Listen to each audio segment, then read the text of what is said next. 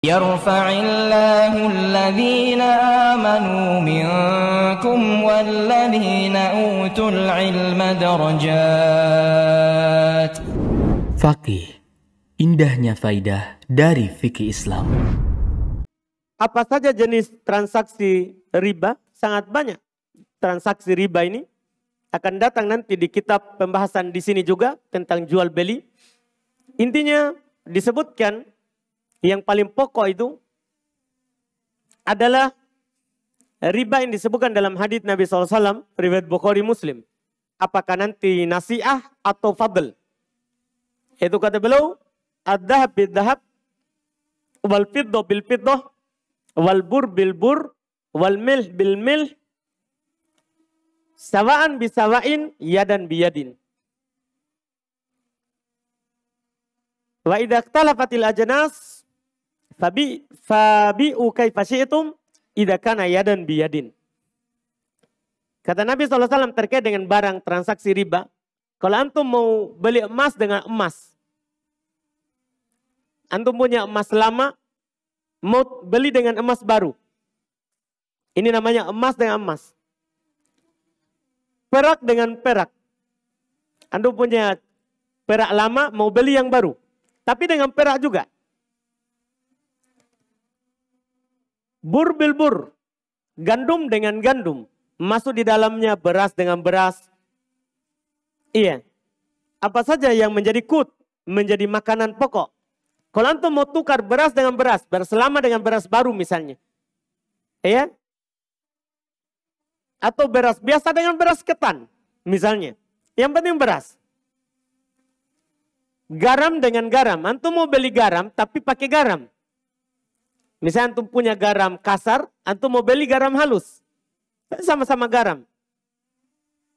Ini barang-barang ini, kata Nabi SAW, itu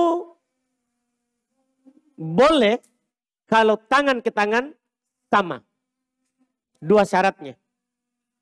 Kalau antum mau beli beras dengan beras, harus tangan ke tangan. Kemudian sama. Dua syaratnya. Beli emas dengan emas, tangan ke tangan baru harus sama. 1 gram, 1 gram. Tidak boleh lebih, tidak boleh kurang. Tangan ke tangan. Iya. Ini syaratnya ini yang disebutkan tadi. Kalau tidak tangan ke tangan, antum kasih emasnya sekarang di sini, kemudian nanti atau besok baru dikasih emasnya yang di toko. Walaupun sama, ini riba nasi'ah. Walaupun sama, ini namanya riba apa? Nasi'ah. Riba karena diakhirkan. Tidak tangan ke tangan. Atau tangan ke tangan, tapi tidak sama. Ini namanya riba fadl. Riba fadl karena ada kelebihan. Dari yang baru, dari emas lama misalnya. Riba fadl. Dua-duanya riba. Dalam hadis ini. Tapi kalau beda jenis, antum mau beli emas dengan rupiah. Beli emas dengan rupiah. Maka ini silakan melakukan transaksi, tidak apa-apa tidak sama. Tapi yang penting tangan ke tangan. Cash di tempat. Kalau diakhirkan, emasnya besok, lusa, uangnya sekarang.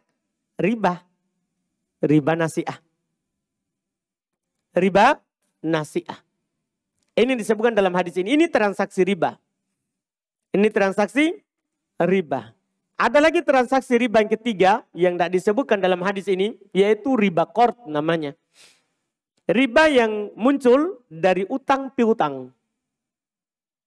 Ini sangat banyak bentuknya.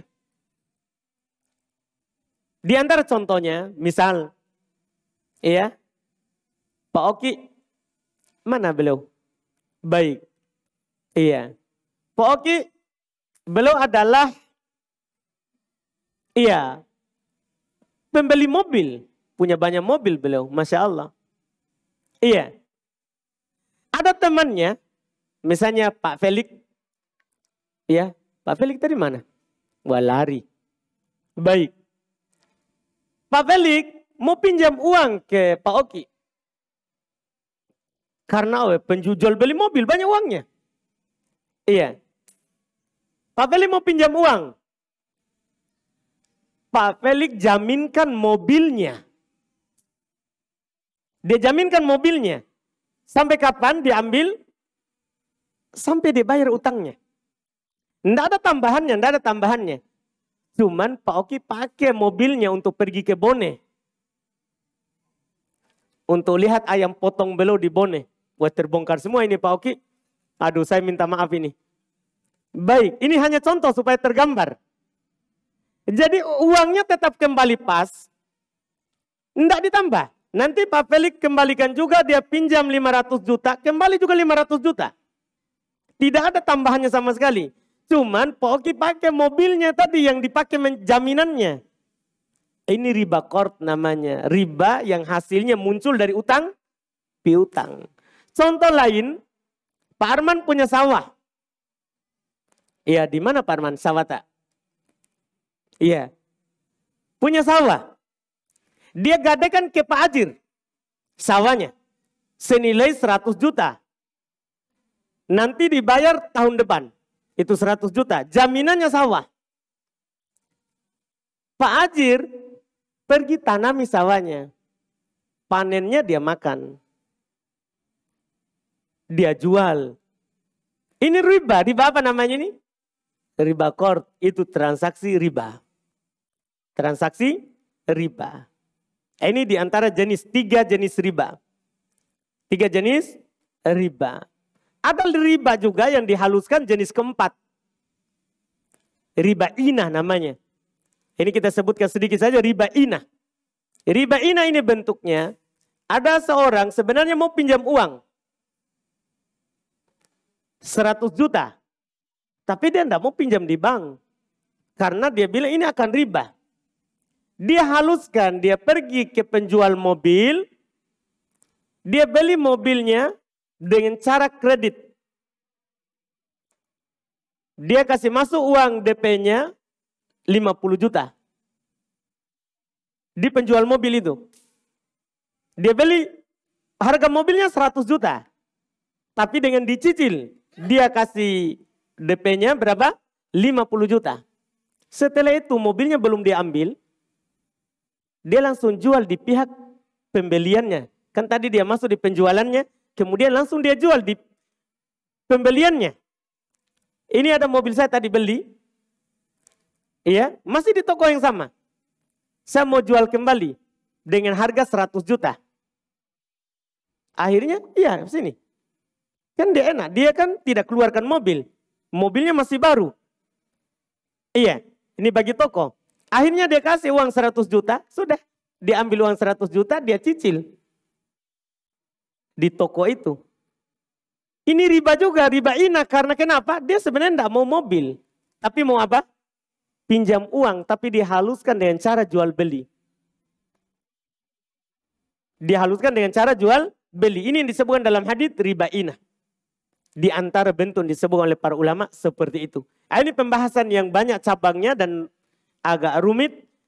Memang pembahasannya perlu dikaji dengan baik-baik jenisnya satu persatu. Karena banyak bentuk-bentuknya yang dipraktekkan. Karena setiap saat orang kadang dia ubah bentuk akadnya.